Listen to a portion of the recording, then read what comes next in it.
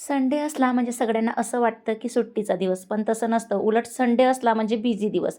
कारण कुठे बाहेर जायचं असतं, परत आठवड्याभरचं राशन, भाजीपाला वगैरे घ्यायचा असतो आणि मुलांचं स्कूलचं पुन्हा पुढच्या आठवड्याभरचं आपल्याला प्रिपेअर करायचं असतं आणि त्यामुळे ना संडे अगदी असा बिझी होऊन जातो आणि त्यातल्या त्यात मुलांची स्कूल नसल्यामुळे सकाळी थोडं लेट पण उठलं जातं. त्यामुळे सगळीच कामं अशी लांब-लांब होत पूर्ण म्हणजे दिवस बिझी होत जातो. तर आज आम्ही गेलो होतो मार्केटला भाजीपाला वगैरे घ्यायला, फ्रुट्स वगैरे कारण पुढचे आठवड्याभर मुलांना स्कूलमध्ये फ्रुट्स वगैरे लागतात. पुन्हा भाजीपाला वगैरे लागतो. तर ते घेण्यासाठी गेलो होतो.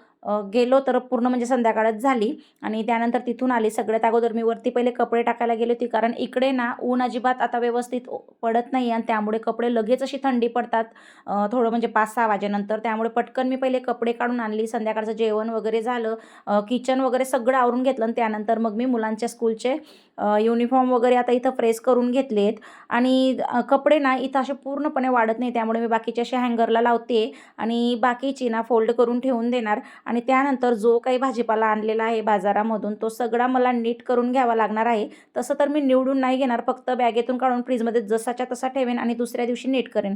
तर दुसऱ्या दिवशी ना आदित्यचं स्कूल नव्हतं, फक्त किशूचं स्कूल होतं म्हणून मग त्याला साबुदाण्याची खिचडी आवडते. म्हटलं मग टिफिनला तीच बनवू, शॉर्टकट आणि पटकन पण बनते.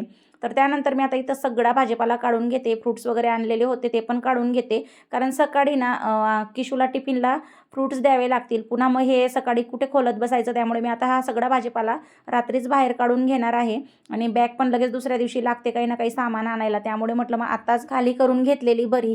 तर कांदे वगैरे आणलेले होते. बराच असा भाजीपाला आणलेला होता कारण आता हिवाळ्याचे दिवस सुरू आहेत. भाजीपाला छान मिळतो. त्यामुळे हिरव्या पालेभाज्या मी जास्त आणलेल्या आहेत. मशरूम वगैरे आणले, फ्रुट्स आणले आणि एवढ्या याच्यातच बॅग फुल झाली होती. पुन्हा स्वीटच्या दुकानावरून स्वीट वगैरे आज एवढा सामान आणला गेला की आता 15 दिवस पुढचे जायचं कामच नाही. भाजीपाला वगैरे लागला तर इथल्या इथं घेऊन येता येतो. एवढा तर हा भाजीपाला एवढा आठवडाभर पुरत नाही. त्यामुळे मग आम्ही इथल्या इथून पण फ्रेश भाजीपाला घेऊन येत असतो. जेवढं भेटलं मार्केटमध्ये तेवढं आणतो. पण इतर हे फ्रुट्स वगैरे ना बाहेरच ठीक भेटतात. आतमध्ये ना खूप असे जास्त महाग देतात फ्रुट्स, त्यामुळे आम्ही बाहेरूनच आणतो. एकदम म्हणजे आठवडाभर पुरतील एवढे. कारण मुलांना टिफिनला वेगवेगळे फ्रुट्स द्यावे लागतात. त्यामुळे 4 ते 5 प्रकारचे फ्रूट आणावेच लागतात.